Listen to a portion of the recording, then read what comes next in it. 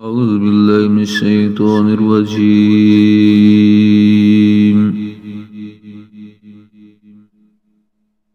بسم الله الرحمن الرحيم.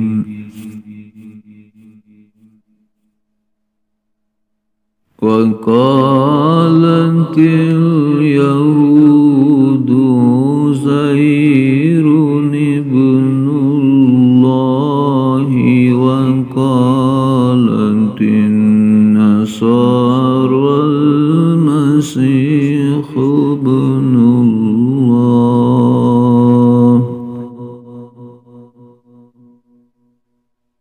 ذلك قولهم بأفواههم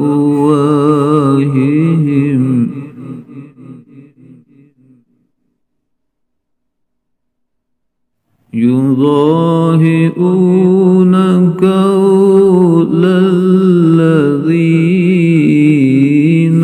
كفروا من قبل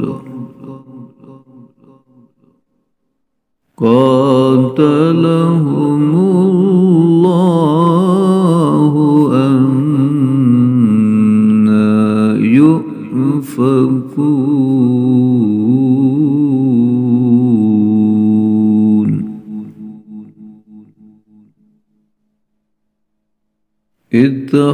اتخذوا أحبارهم ورهبانهم أربابا من دون الله والمسيح ابن مريم وما أمروا إلا ليعبدوا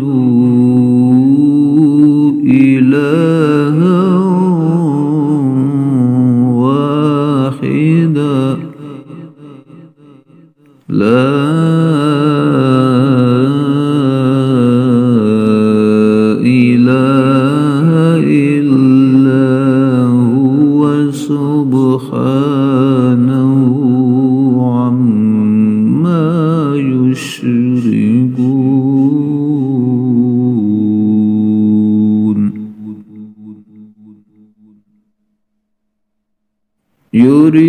يريدون أن يطفئوا نور الله بأفواههم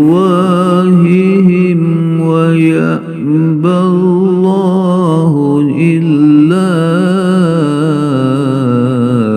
أن يتم نوره ولو كره الكافرون هو الذي أرسل رسوله بالهدى ودين الحق يظهره على الدين كله ولو كره المشركون صدق الله العظيم.